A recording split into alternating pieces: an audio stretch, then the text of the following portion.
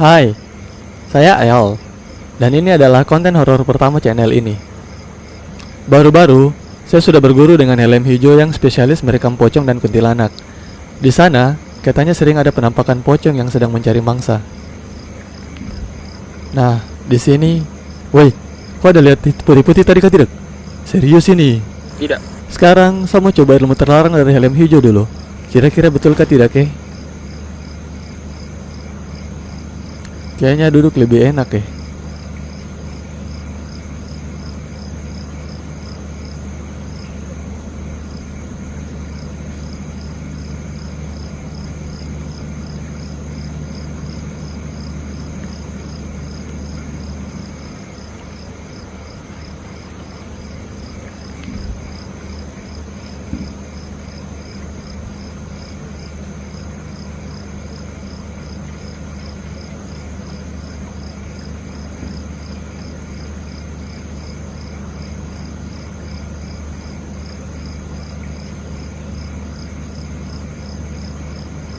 Tong tes panggil kah?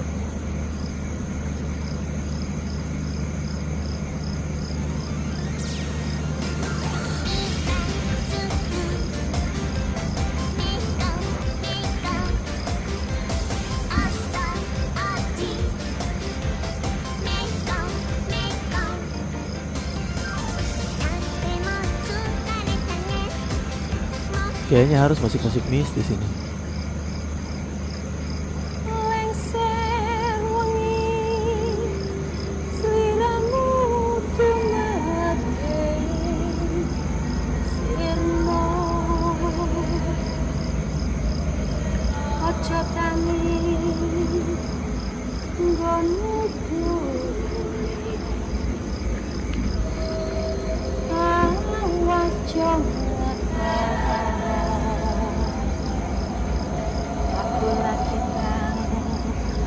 Wih, anjing, bisa hilang tuh. Pocongnya muncul betulan, weh. Saya pikir ilmunya helm hijau ini tipu-tipu kah? Tapi bisa kabur tuh. Tong pulang cepat sudah. So setelah berani main-main sini lagi. Yeskon.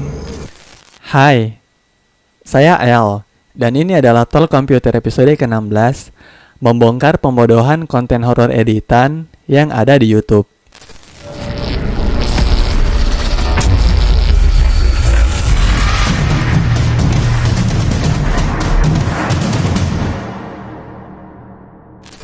Dalam pandangan saya, saat ini YouTube Indonesia dibanjiri dengan dua tipe konten, yakni konten prank dan konten horor.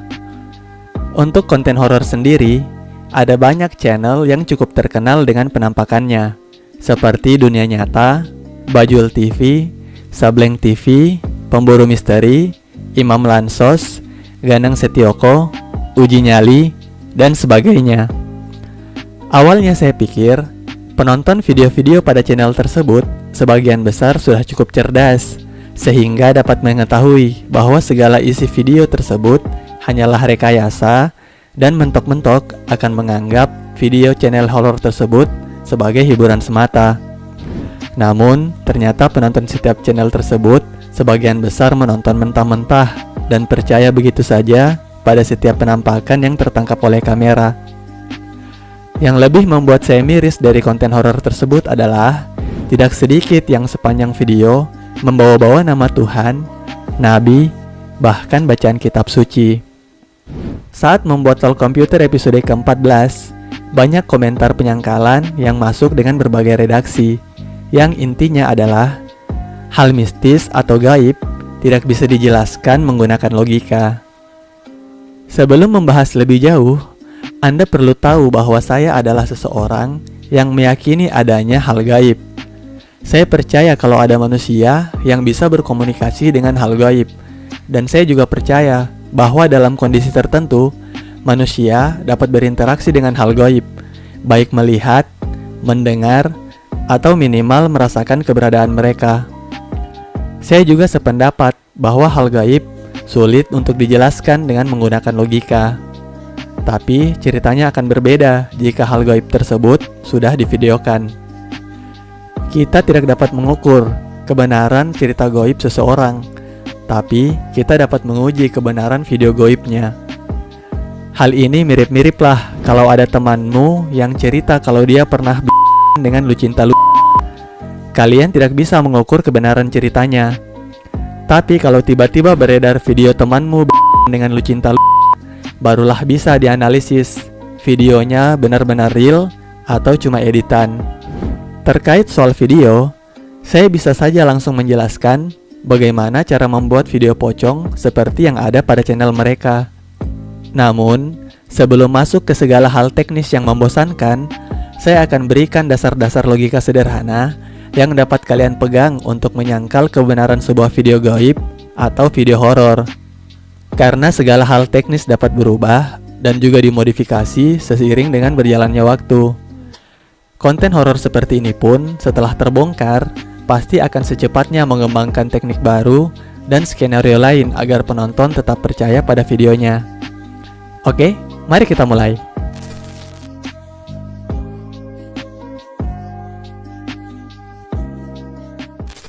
Kejanggalan pertama, motif penampakan. Secara sederhana, motif adalah alasan atau dorongan untuk melakukan sesuatu. Sekarang menurut kalian, apa kira-kira motif pocong, kunti, dan lain-lain ini menampakkan diri ke pemilik channel horor ini? Menjawab pertanyaan tersebut, kalian jangan seperti bocah SD yang level jawabannya adalah suka-suka dialah. Mungkin lagi pengen muncul-muncul saja, atau kan setan memang begitu. Contoh-contoh jawaban tadi itu level jawaban ngeles anak SD. Tapi kalau jawaban kalian untuk mengagetkan atau menakut-nakuti, lantas ngapain mereka diam saja di satu tempat dan malah cenderung tidak ngapa-ngapain? Kejanggalan kedua, makhluk goib yang penurut, setia, dan sabar. Dalam kebanyakan video, setiap mendapatkan penampakan, biasanya pemilik channel akan menghabiskan waktu cukup lama, mulai dari mengatur posisi kamera, mengambil galon, sendal, batako, piloks, sesuai isi konten, lalu kembali ke pocong atau kuntilanaknya. Yang jadi pertanyaannya, nih pocong atau kuntilanak, kok bisa penurut dan sabar begitu ya? Tungguin pembuat video siapin semuanya. Pacar saja, kadang disuruh tunggu 5 menit, langsung naik ojek. Masa iya pocong dan kuntilanak lebih sabar dari pacar? Kejanggalan ketiga, makhluk gaib yang mau disiksa. Dalam beberapa video, kalian akan menemukan pocong atau kuntilanak yang mau saja disiksa. Mulai dari yang ditembakkan kembang api lah, dipukul galon lah, dipukul batako lah, bahkan ada yang sampai dikencingi. Apakah kalian tidak pernah berpikir, kok bisa mereka mau saja disiksa seperti itu? Binatang saja, kadang ada yang melawan kalau merasa disiksa. Masa mereka cuma pasrah terima nasib? Kejanggalan keempat, menghilang di saat tujuan video sudah tercapai. Salah satu yang paling janggal dari segala aksi channel horor YouTube ini adalah, pada akhirnya, pocong atau kuntilanak ini menghilang mendekati akhir-akhir video yang dibuat. Coba kalian pikir, kalau memang pocong dan kuntilanak ini bisa menghilang sesuka hati, kenapa tidak menghilang waktu akan disiksa? Giliran video sudah mau habis, baru bisa aktifkan skill menghilang. Kalau memang pocong dan kuntilanak ini bisa menghilang, tentu saat akan disiksa, pasti langsung menghilang. Atau kalau memang tujuan awal menampakkan diri adalah untuk menakut-nakuti, pasti saat gagal membuat takut pemilik channel, mereka akan langsung menghilang. Ngapain tunggu selesai disiksa baru menghilang? Kan tidak mungkin skill menghilang milik makhluk gaib ini masih cooldown saat lagi disiksa. Memangnya hero Mobile Legends? Kejanggalan kelima, hampir setiap live streaming menemukan makhluk gaib. Maksudnya gini, mencari makhluk gaib yang mau menampakkan diri itu tidaklah mudah. Yang persiapan matang dengan segala macam sesajen dan punya bekal ilmu saja belum tentu didatangi. Terus kalian percaya ada orang yang kebetulan pemilik channel horor setiap live streaming ketemu penampakan? Yah, akan lain cerita kalau pemilik channel ini memang simpan nomor pocong atau kuntilanaknya. Mereka tinggal chat saja, lalu janjian ketemu waktu mau bikin konten. 5 pertanyaan di atas, jika disederhanakan akan menjadi: apakah ada makhluk gaib dengan ciri-ciri penurut, setia, dan sabar menunggu pemilik channel selesai setting kamera dan ambil alat peraga? Siap disiksa sesuka hati pemilik channel sesuai kebutuhan konten. Tidak menghilang selama disiksa, tapi menghilang saat tujuan video sudah tercapai. Dan yang terakhir, mampu hadir dalam setiap live streaming.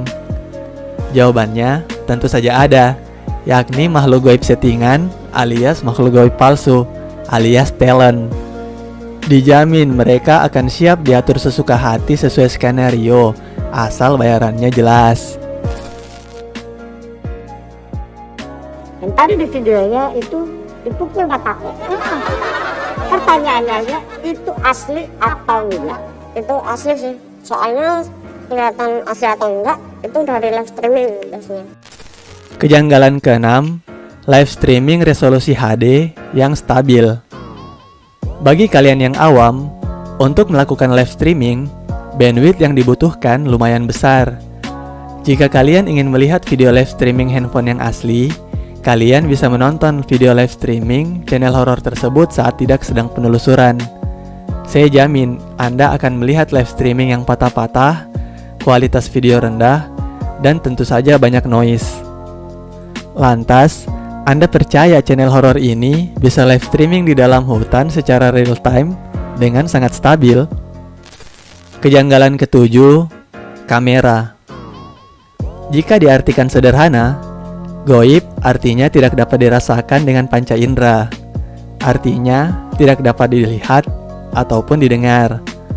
Dalam kebanyakan kasus, kita mengenal istilah dibukakan mata batin untuk membuat seseorang dapat melihat hal-hal yang bersifat gaib. Pertanyaannya, apakah kamera yang digunakan di channel-channel horor ini memiliki mata batin sehingga dapat menangkap penampakan dengan sangat jelas? Kejanggalan ke-8, menggunakan lighting yang sangat terang. Salah satu kekurangan konten horor adalah syutingnya dilakukan pada malam hari, sehingga kekurangan cahaya. Untuk mengatasi hal ini, kebanyakan YouTuber akan membawa kamera yang dilengkapi dengan lighting yang sangat terang. Anda bisa bayangkan, dengan cahaya seterang itu di video mereka, kalian pasti tidak pernah melihat binatang liar yang melintas. Memangnya pernah begitu, channel horor sementara live streaming, tiba-tiba ada babi hutan yang lewat? Nah, babi hutan saja tidak mungkin keluar. Masa iya makhluk gaib narsis pengen masuk kamera? Kejanggalan ke-9, kebanyakan hanya menggunakan satu kamera. Pada bagian ini, kalian mungkin akan berkata, kan memang dia sendirian, jadi cuma bawa satu kamera. Pertanyaannya, mengapa tidak menggunakan kamera GoPro untuk kamera kedua? Hal ini terutama untuk channel yang menggunakan helm dalam setiap aksinya. Kan enak kalau ada kamera kedua yang ditaruh di helmnya. Jadi bisa ditampilkan di cuplikan video dari dua sisi kamera, terutama saat makhluk gaib tersebut menghilang. Kan penonton akan lebih percaya jika seperti itu. Kejanggalan ke-10, posisi kamera yang stay saat makhluk gaib menghilang. Apakah kalian menyadari, hampir di setiap channel horor settingan, saat makhluk gaib menghilang atau tiba-tiba muncul, 99% syutingan video diambil oleh kamera yang diset dalam keadaan diam di atas tripod. Pertanyaannya, mengapa makhluk gaibnya tidak bisa menghilang saat kameranya masih dipegang oleh pemilik channel dan kameranya masih bergerak-gerak? Hingga saat ini, saya sudah memberi kalian 10 kejanggalan konten horor settingan yang harusnya dapat kalian pahami meskipun kalian masih awam dalam dunia videografi maupun dunia komputer. Pertanyaan tersulit yang mungkin tidak bisa kalian jawab adalah, kalau pocong atau kuntilanaknya settingan, kok di videonya mereka bisa menghilang? Nah, untuk pertanyaan seperti inilah baru tugas channel ini untuk menerangkannya kepada kalian semua. Entah siapa yang memiliki ide awal membuat video horor settingan, yang saya yakini saat proses pembuatan di awal-awal, pembuat channel menghadapi masalah berikut. Jika mereka ingin membuat video yang real, tentu sangat sulit menemukan penampakan yang asli, terlebih direkam oleh kamera. Dan video horor tanpa penampakan tidak akan menarik untuk ditonton. Solusinya adalah menyiapkan makhluk gaib settingan di setiap videonya. Namun, dengan solusi ini akan menimbulkan masalah berikutnya, yakni bagaimana membuat penonton percaya bahwa penampakan tadi adalah sungguhan dan bukan orang yang memakai kostum. Nah, solusi yang terpikir oleh YouTuber horor settingan ini adalah membuat makhluk gaibnya menghilang ataupun muncul tiba-tiba pada saat tertentu. Jika setannya hilang atau muncul secara tiba-tiba, penonton akan menganggap adegannya dipotong. Akhirnya, dibuatlah makhluk gaib ini menghilang ataupun muncul secara perlahan di dalam video. Di mata masyarakat awam, makhluk gaib yang muncul perlahan begini dianggap lebih masuk akal dibanding makhluk gaib yang muncul tiba-tiba. Namun, mereka tidak menyadari bahwa solusi terbaik ini justru yang menjadi kejanggalan terbesar video settingan mereka, yakni makhluk gaib yang hilang dan muncul dengan efek fade in dan fade out. Saat melihat makhluk gaib yang menghilang seperti video ini, saya yakin siapapun yang biasa mengedit video akan langsung mengetahui bahwa video tersebut adalah hasil editan. Untuk membuat video seperti channel horor tersebut, yang kalian butuhkan adalah: pertama, kostum makhluk gaib, misalnya pocong atau kuntilanak. Kedua, kamera. Ketiga, tripod atau gimbal. Keempat, cahaya yang memadai. Kelima, kameramen yang biasanya juga bertindak sebagai pembawa acara. Keenam, orang yang siap untuk jadi makhluk gaib. Ketujuh, komputer dan software untuk mengedit video. Setelah pemeran makhluk gaib siap, kalian mulailah mengambil video seperti biasa menggunakan kamera yang sudah diset pada tripod. Pada waktu yang dijadwalkan, arahkan kamera ke arah pocong seolah menangkap penampakan, lalu letakkan tripod pada posisi yang pas di atas tanah. Mulailah adegan yang sudah direncanakan dengan pocong. Saat skenario selesai, kalian berikan ruang untuk pocong keluar dari syutingan kamera. Lalu berpura-puralah kalau pocong tersebut tiba-tiba menghilang dan akhirilah video tersebut. Dalam pengeditannya, secara sederhana, kita akan membutuhkan video dasar hasil rekaman, background kosong untuk menutupi saat pocong keluar ataupun masuk, dan potongan video saat pocong muncul. Dengan teknik masking dan efek fade out saat pocong menghilang, maka video penampakan pun sudah selesai dan siap untuk di live streamingkan. Pertanyaan pada kejanggalan 10, mengapa kamera harus stay saat makhluk gaib muncul tiba-tiba ataupun menghilang? Jawabannya, karena kemampuan editor video channel horor tingkatannya masih sangat dasar. Dan video yang tidak bergerak lebih mudah untuk diedit, terutama oleh mereka yang masih tingkatan dasar. Lain lagi ceritanya kalau editor videonya sudah di level Zaking atau minimal selevel Jordi dari Cinecom.net. Saya saja yang masih super duper pemula ini langsung bisa membuat video tersebut hanya dengan sekali lihat saja. Nah, setelah mengetahui cara pembuatan videonya, pertanyaan terakhir yang tersisa adalah, tapi itu kan live streaming bang, tidak mungkin bisa diedit. Ya Tuhan, masa biar pertanyaan bocah seperti ini juga harus dijawab?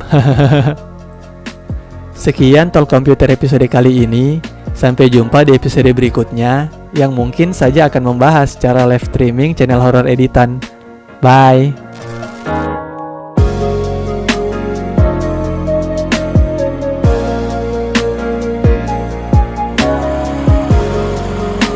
Mbak